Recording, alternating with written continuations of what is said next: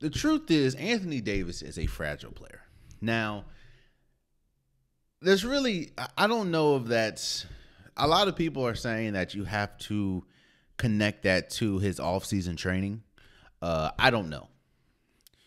A lot of times you can't really, I mean, some players are just more fragile than others. I mean, not everyone can be a LeBron. Hell, you remember early in his career, Steph Curry was a fragile player. He had a lot of frequent ankle injuries. He got that fixed, and now he's a 3-time champion, 2-time MVP. Kyrie Irving was a fragile player early, with a lot of lower leg injuries. Kind of got that rectified. Hell, KD is a fragile player. I don't think that his offseason grind is affecting that, but KD is hurt a lot. So Anthony Davis being a fragile player, that's a knock. That's definitely a knock. But I'm not faulting that to him. Just some players are more fragile than others, and I say that to say Anthony Davis is currently injured now. He twists his ankle, has a mild ankle sprain, and he'll be out for at least 4 weeks. It says 2 to 4 weeks, but if you see the injury, it's not good. He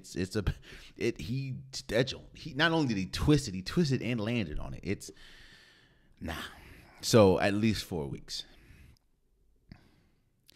This is another footnote in a long string of injury history that Anthony Davis has.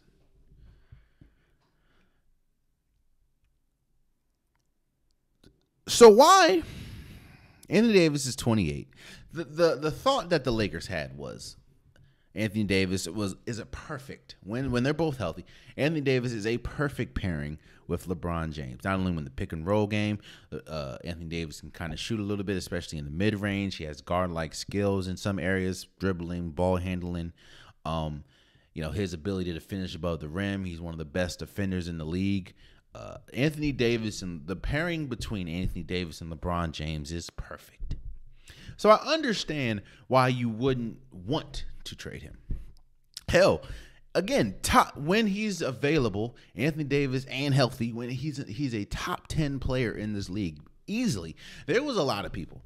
Now, I was one of those people. I clearly was wrong, but I was one of those people that was debating, was Anthony Davis better than Giannis at their peaks? I was wrong. I'm going to come up here. I was wrong. Okay. I was wrong.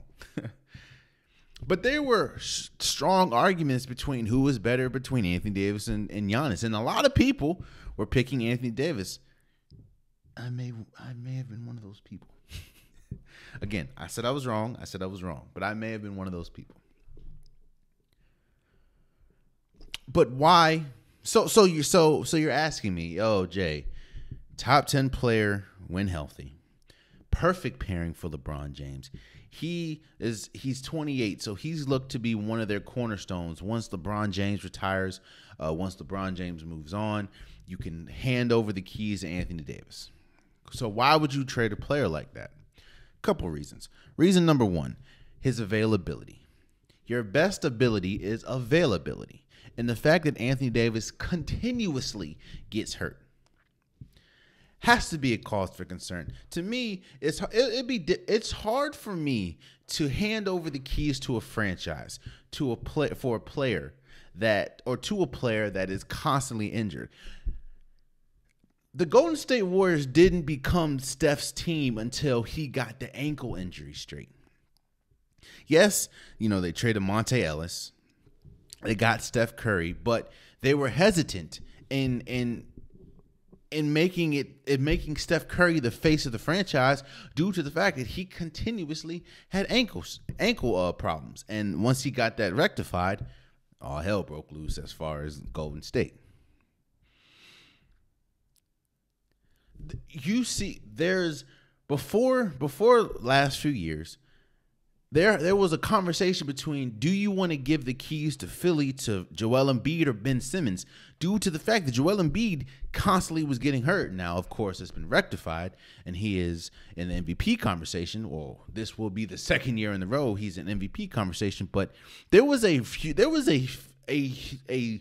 league-wide argument to say, should we move towards Ben Simmons or Joel Embiid? And one of the biggest reasons for that was his injury. Hell, look at the Pelicans and how their franchise player, I don't even think has played this year, and that's Zion due to health. So let's get back to Anthony Davis. Number one, his health. It's hard for me to hand over the reins of a franchise, especially a franchise as big as the LA Lakers, to a player that is not available as much as we need him to be available. Anthony Davis is a great player when healthy. And you may be injury prone when they have to add when healthy. Number two, look at the construction of this roster. The LA Lakers. Like I said, Melo, Trevor Ariza, Kent Bazemore, Avery Bradley, LeBron James, Wayne Ellington, Talen Horton-Tucker. There's not much wiggle room for this roster. Hell, you even saw at the trade deadline, they tried to trade players. They tried to trade Russell Westbrook. They tried to trade Talen Horton-Tucker. They tried to trade Kent Bazemore. They tried to trade Wayne Ellington, and nobody wanted them. There's two, actually one, because I think LeBron James may possibly have a no-trade clause.